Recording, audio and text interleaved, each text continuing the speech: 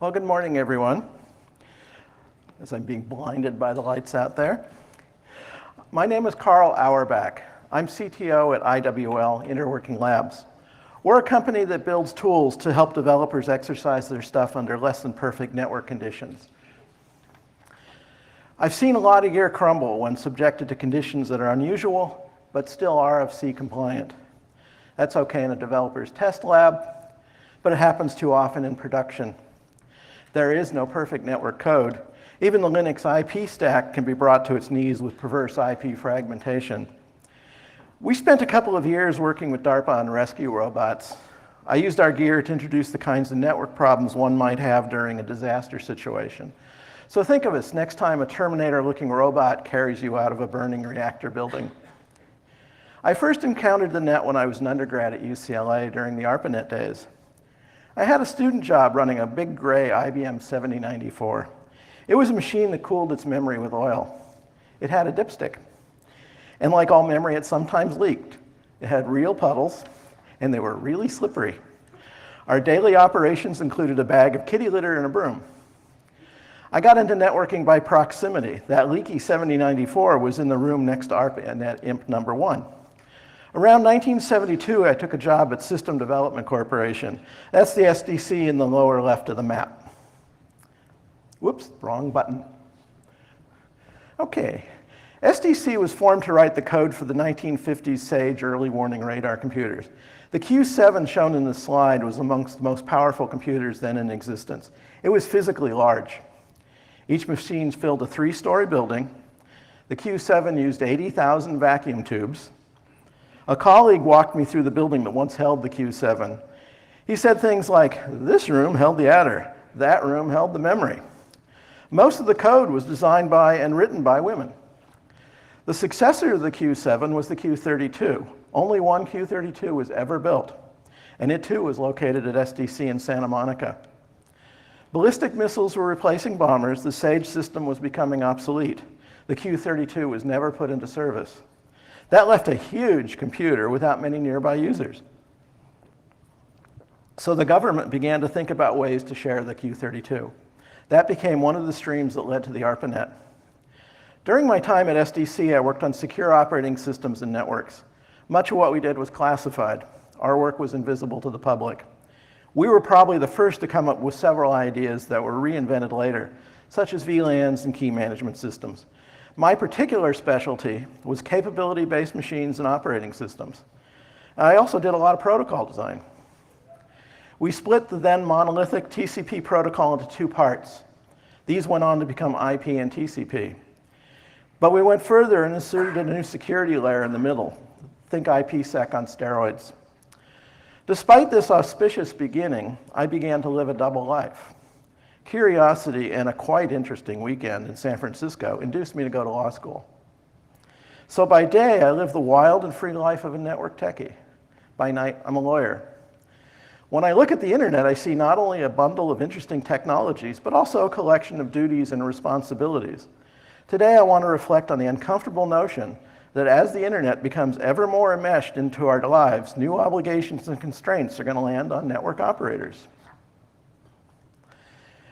Every week seems to bring a new proposal to cure some internet problem.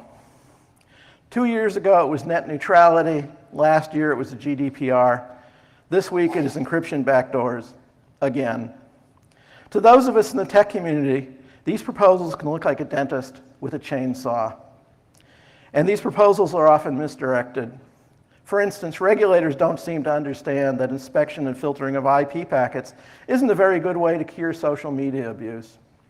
On the other hand, there are issues that do fall squarely into the bailiwick of the internet operator community. People need timely, reliable, trustworthy carriage of IP packets. That's your job. That's your responsibility. And that responsibility may extend to ancillary services such as DNS. The internet is being merged with our utility and financial systems. The internet has become a critical infrastructure. It is not surprising that our governments are beginning to consider regulation of those who provide that infrastructure. We all know about Mr. Murphy and his law, that the worst things happen at the worst times. When it comes to the internet, Mr. Murphy has lots of help. These range from the merely inept, to script kiddies, to security organizations run by hostile governments. There are vendors who ship buggy, often under-tested products, or products with suspected Trojans. And network operations can be complicated. There's lots of room for error. Users and businesses are increasingly entrusting their health, safety, private affairs, and finances to the net. Users are depending on this. It's annoying when we ask Alexa to turn off a light and she says, "Not now." It is far more troublesome when an airline has to cancel flights because of a network problem. And there's a YouTube video showing a doctor using the net to perform remote control brain surgery at a distance of 3,000 kilometers. We here understand that route flaps and errant backhoes do happen. That doctor probably does not. You and I know the net's imperfect. By the way, I live in Santa Cruz. Our power's been out for several days. But you and I know the net's imperfect, but our opinions don't really count for much. The public is starting to perceive the net as a critical utility, and it's their opinion that really matters.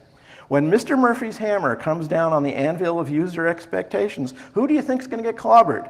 Those of you in this room, the operators. Who is going to get the blame when things don't work? You, the operators. Getting blamed will be expensive, so there will arise a secondary game. Some other dude did it.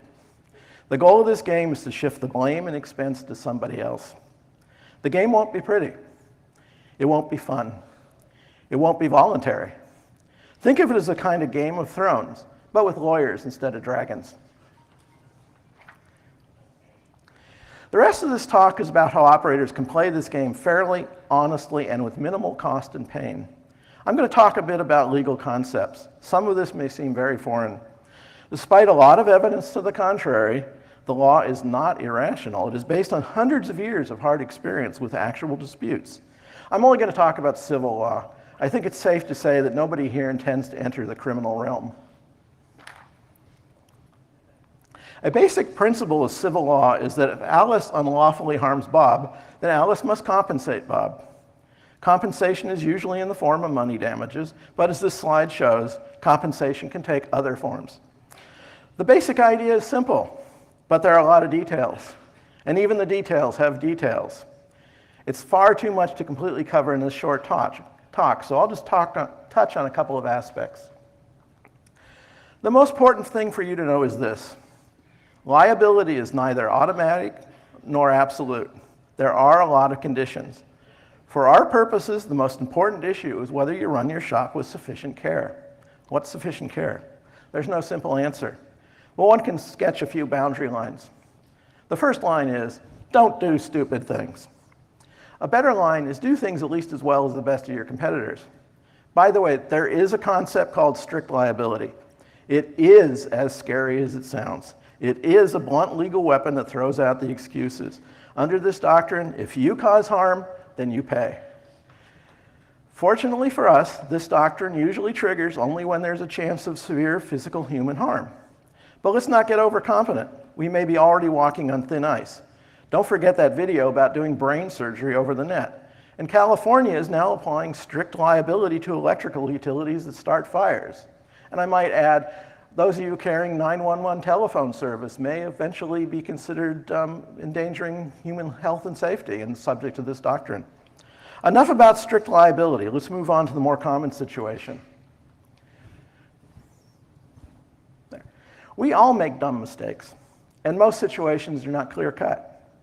I can't promise that they will make you rich and famous, but good operational practices and record keeping will reduce the ambiguity and make your life easier. What should you do? From what I've observed on the NANOG mailing list and meetings, you are probably doing things pretty well already. However, you are almost certainly going to have to do more annoying paperwork and more formalized record keeping. Oral communication not backed by paper will cause trouble. Anything not done in accord with a pre-adopted procedure will cause trouble. Ad hoc anything will cause trouble. You want to make written records as much a part of your regular operations as possible. Otherwise, you risk falling into some of the law's biggest tar pits, such as the hearsay rule. Let me provide a few suggestions. I'm going to skip through these really fast. Do not try to read them here. You can read these in the offline materials. On this slide, I begin with things that are fairly obvious. You're probably doing these already. The key point here is that as much as possible, you should be using predefined and broadly practiced procedures. And if I could flip the page. Here's some things I suspect some of you may not be doing. The key ideas here are be qualified, be suspicious, be prepared. I want to highlight the last two items in the slide, insurance and performance baselines. You need to have insurance. Insurance is your backstop, but you need to make sure that it's up to date and actually covers what you think it covers. Those policies are full of exceptions. You need to be very careful. Baselines are your early warning system. You need to know how your net behaves under normal situations, and you can watch for deviations from the baselines. By the way, don't just look at first-order deviations. Look for inflections in the rate of deviation. Look at second derivatives.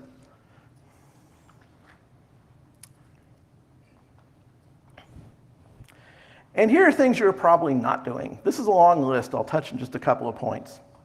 Your records may be your best defense or your worst weakness. If you don't have regularly practiced systems, the other side can, and probably will, use that against you. You must have and use a well-defined document destruction schedule. The networking community has a long history of people working with one another. That's a really good thing. But we have to be careful to avoid any restraint of trade landmines. Keep your lawyers in the loop when cooperating with competitors. You don't want to put your personal assets at risk. You do not want to hear the awful phrase, your corporate veil has been penetrated. So adhere to corporate formalities. You want to have a corporate secretary who likes checklists and who's hard-nosed about following seemingly silly procedures. Yeah, sometimes there are emergencies that require immediate and drastic measures. Alex Latsko and I once had to resort to percussive maintenance. We hammered the bejeebers out of an equipment cabinet because its cable passages were too small. It was necessary, but there was also no doubt that our organization was obligated to cover the costs. Most risk to operators is going to arrive under the banners of recklessness and negligence. By now, you've all seen the HBO series Chernobyl. That was reckless. It's usually pretty easy. I almost said oisy. It's usually pretty easy to avoid being reckless. Do not disregard known consequences deliberately and without justification. Do not disable the interface to a hospital surgery center without calling them first. The legal doctrine of negligence will pose the greatest risk to operators. So what is negligence? That's a hard question to answer. It's not simple. In addition, negligence is a moving standard. It changes with time and context. Let me dispel the most common fear. You are allowed to make mistakes. A core idea in negligence is the notion of a standard of care.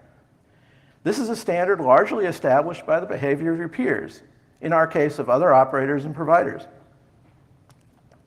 If everyone else has backup power and you don't, then you may be falling below the required standard of care. If everyone else does sandbox tests of updates and you don't, then you may be asking for trouble.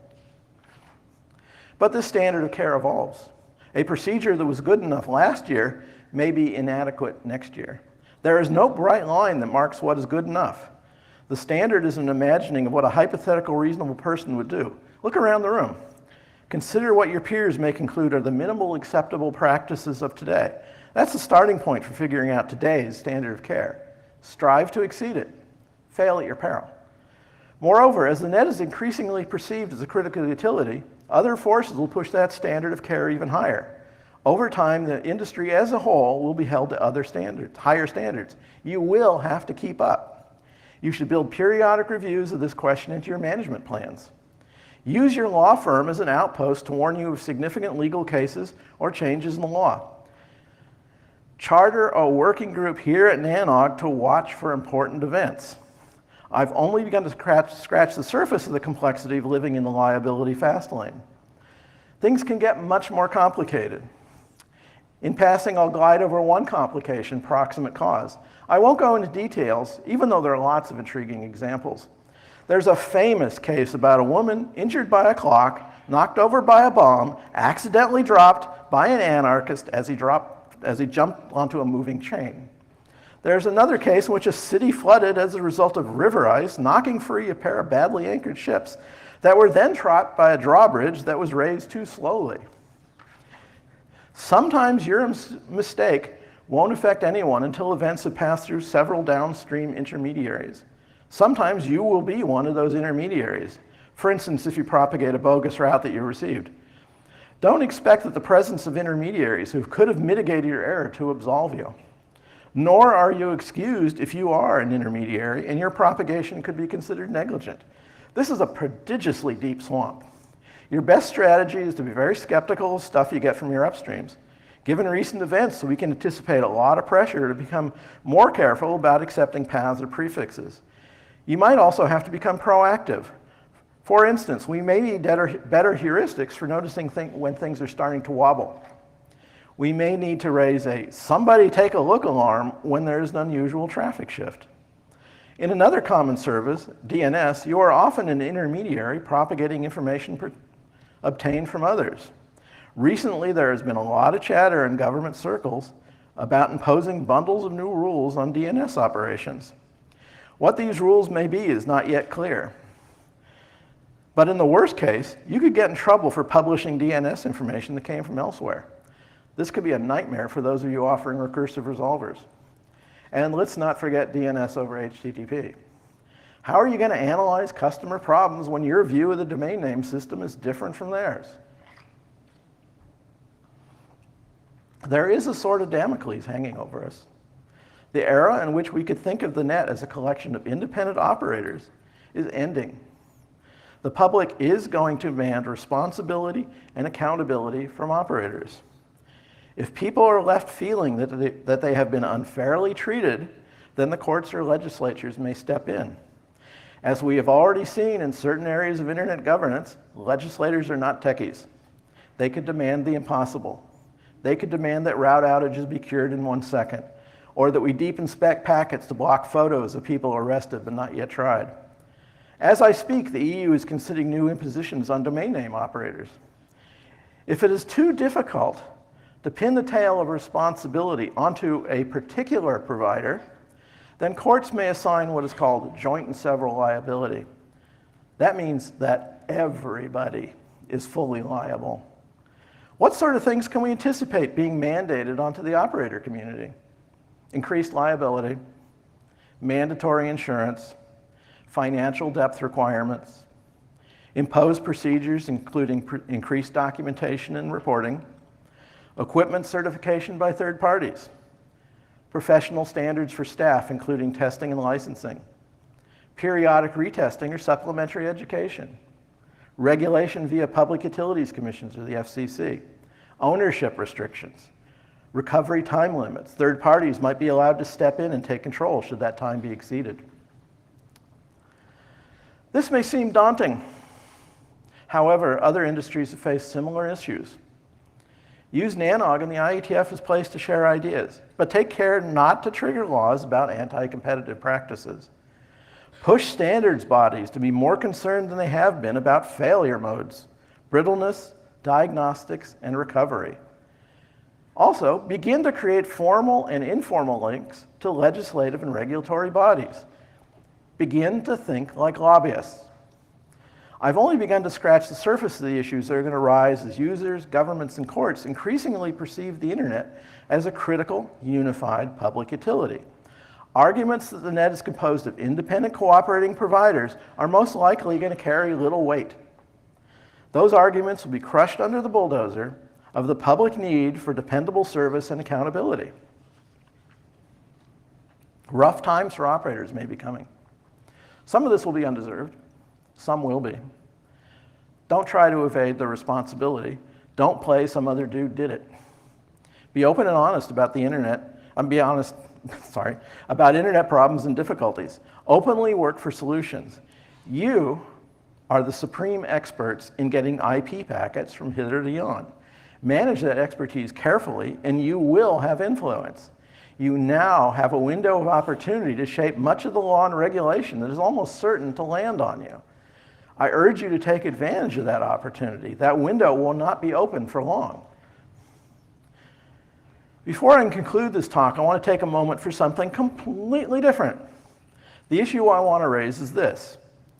As a utility, network operators, especially those providing services directly to consumers, are going to face time to repair pressures.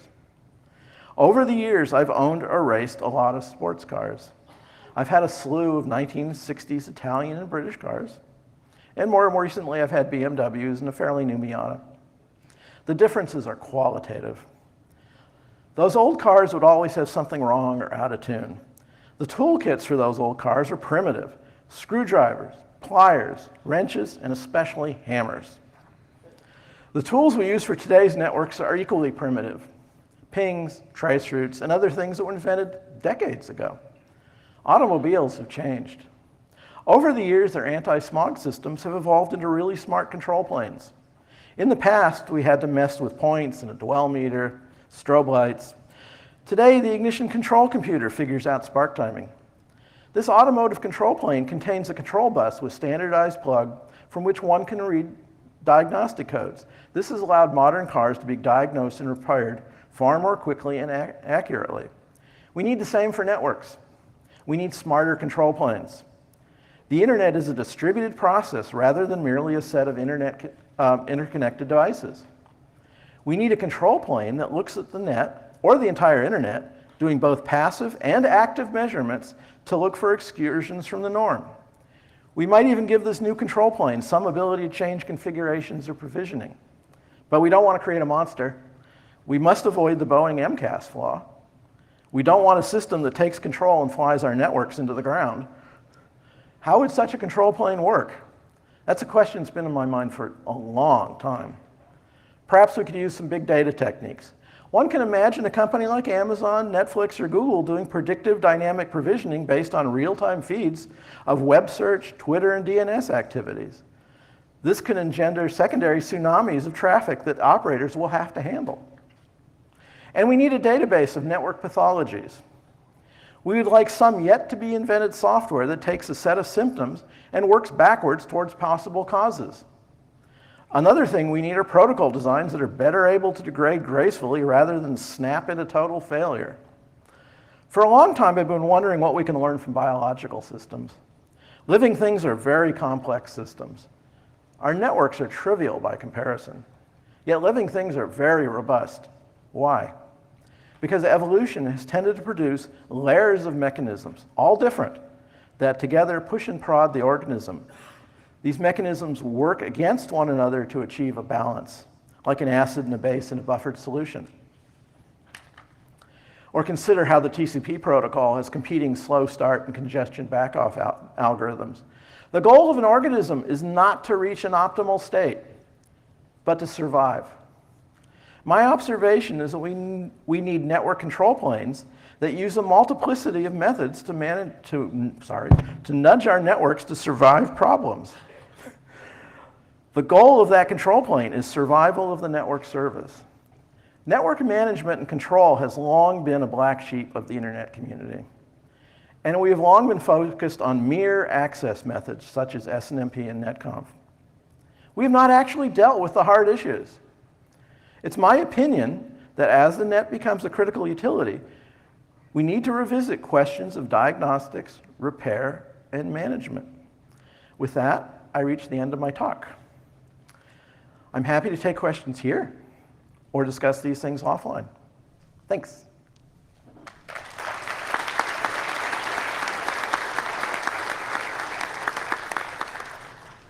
Ask away. Hi, Eric Osborne. I'm unaffiliated at the point. So in the last couple of years, there's been this agile development methodology, and I've seen people try to apply it to networks. We heard yesterday, move fast, break things, and fix them, which is a famous Facebook line. I'm curious what you think about how that sort of iterative pushing stuff out interacts with some of the liability questions you brought up and some of the best practices if some things move faster than others and maybe don't work the first time. Oh, the microphone's attached here, not there. Okay. I'm not myself particularly a fan of Agile. I came up in the think about it first and then write it and then carefully test it afterwards, but do a lot of testing as you go. So I'm kind of a hybrid. I think it's going to The answer to that's going to be evolutionary in the sense of courts are going to figure out what is good enough. We've just been carrying on a dialogue about self-driving vehicles. What is the right kind of testing for self-driving vehicles? If you drive the car through the same course 100,000 times, is that really testing it? Or is that just doing one test and just reinforcing that same answer? Because you really want to start varying tests. If you're going to do agile development, you've got to really think about how you are varying the tests from one to another. You're trying to induce problem conditions. For example, one thing we all know is that if you're programming in C, everything in networking is done with unsigned integers. But if you don't say unsigned, it's a signed integer. So you got that high order bit that flips over. And there's so much code that fails when that high order bit flips over. So you need to build into your testing test cases that start with negative numbers in a signed form. You want to test all of those rollover conditions. And a lot of people don't do that. You have to be really perverse and want to break things. In fact, that's what our company does, is we build tools to help people do that. So the answer to your question is, I don't know where it's going, because we're kind of just drifting here, and the courts and situations and people who are suffering real harm are going to create the context in which we make these decisions. Does that answer your question? Yeah, that's good. Thank you. Okay. Who else is out there? Okay. Have I finished? I guess so. Thank you.